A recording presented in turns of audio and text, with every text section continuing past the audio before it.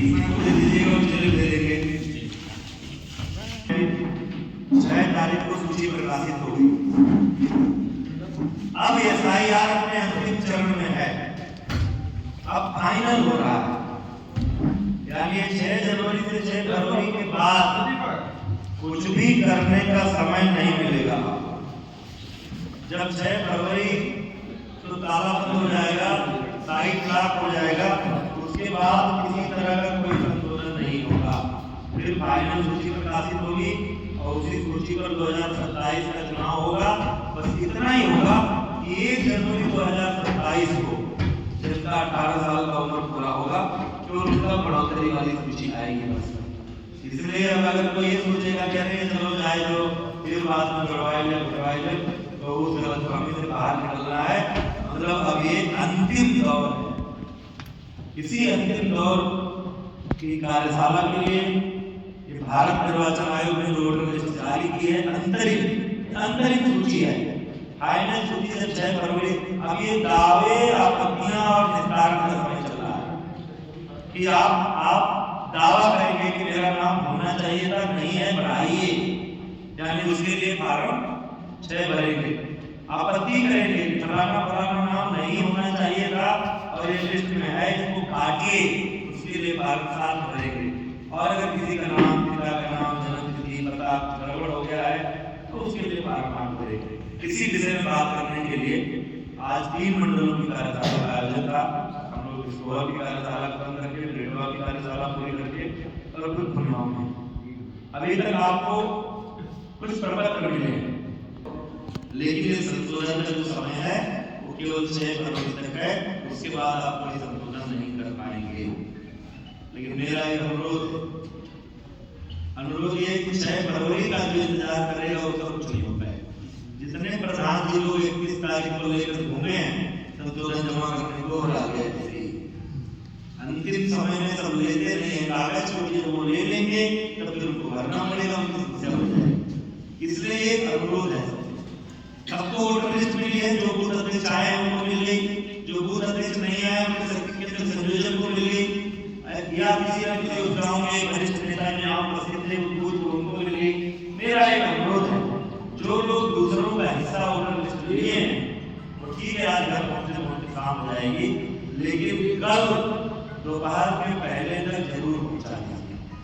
सबका voter list, जो शिक्षक प्रमुख लोग ज्यादा लिए हैं, सबका वोटर लिस्ट, उनका फार्म 6, फार्म 7, फार्म 8 उनके पास पहुंचा दीजिए। और एक आग्रह करिए मेरी ओर से, अपनी ओर से, पार्टी की ओर से, जो चीजें पार्टी के आगे सोचेगी करेगी, मैं चाहता हूं कि ऊपर से निर्देश पहले करके आप बैठे रहिए। 10 तारीख हम बाकी दोनों मंडलों में भी तय कराए हैं, आपसे भी करा रहे हैं, कल गलवा की बैठक करेंगे तो उससे भी तय कराएंगे। 10 तारीख को सभी बूथों का कोई भी कितना ही जिम्मेदार कार्यकर्ता हो, अकेले पूरी लिस्ट देखेगा तो समझ नहीं पाएगा कि कौन नाम छूट गया है और कौन नाम गलत रहा है। ये तब ठीक से समझ में आएगा जब उस बूथ के, जिनको भाजपाई कहते हैं आप, चाहे वो बूथ अध्यक्ष हो, चाहे मंडल बूथ का महामंत्री हो, चाहे वरिष्ठ नेता हो, मंडल का जो भी उस बूथ पर भाजपा के लोग हैं, जिनके नाम से भाजपा की पहचान है, भाजपा माने फलाने, ऐसे 4, 5, 6 से कम संख्या की बूथ पर नहीं। कमेटी तो है ही, मान लीजिए कमेटी का कोई हो कोई ना हो, जिसको भी समझते हैं कि ये बूथ के भाजपा के लोग हैं, ऐसे सारे लोग 10 तारीख को या वोटर लिस्ट लेकर के बूथ पर बैठ जाए, किसी एक मंदिर पर, स्कूल पर, घर पर, दुकान पर, जहां बैठ सकते, और बैठकर इस लिस्ट को पढ़ें कि भाई ये एसआईआर के बाद ये लिस्ट आई है। और जब पढ़ें तो 3 बात नोट करें कि हमारे घर परिवार के, हमारे पार्टी को वोट देने वाले के फला 20 नाम छूट गए हैं जो इस लिस्ट में नहीं है, उनकी एक सूची बनाई। और ये 10 नाम, ये तो सऊदिया हैं, यहाँ रहते नहीं है, ये तो मृतक हैं, इनका कैसे आ गया, इनकी बेटी की शादी हो गई, इनका कैसे आ गया। दूसरा वो चिन्हित करिए जिनका नाम नहीं होना चाहिए एसआईआर के नियमों के अनुरूप, और वो इसमें है। अब इसमें एक सावधानी बरतनी है, हमारे घर का कोई नाम नहीं होना चाहिए और है तो वही ना करवाने के लिए तो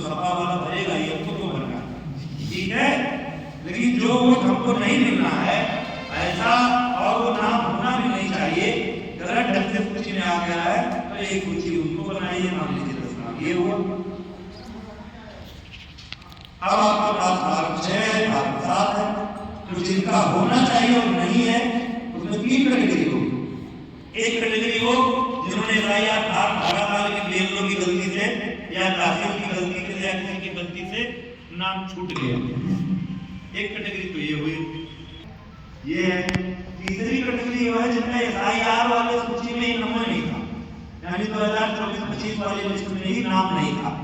इन तीनों कैटेगरी का फार्म 6 और घोषणा पत्र भरवाना, यानी जिनको एफआईआर का फार्म भरा तभी उनका नाम नहीं था लेकिन वो गांव में हैं, वोट देने के योग्य हैं, उनका फार्म 6 और घोषणा पत्र भरना है। जिनका 1 जनवरी 2026 को 18 साल हो गया उनका फार्म 6 और घोषणा पत्र भरना है।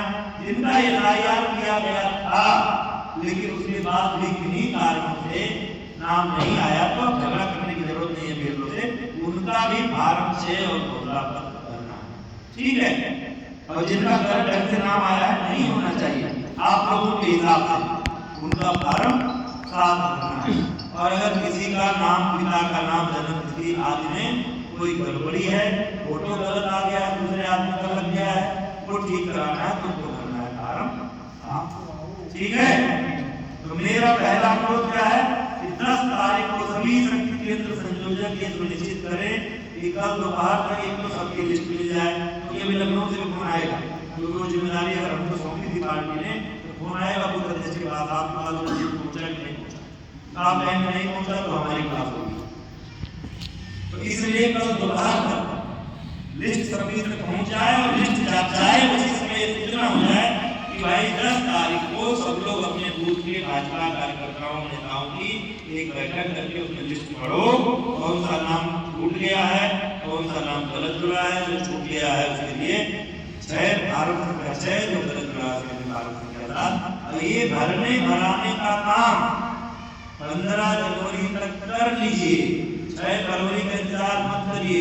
जिसका फार्म कल में जमा हो जाएगा उसका बीएलओ कितने तेज है आप देखें, आंगनबाड़ी है, आशा है, दिन भर में बीचों फार्म भर पाएंगे ऑनलाइन। तो अगर आप जल्दी दे देंगे तो सब समय से कर लेंगे आप।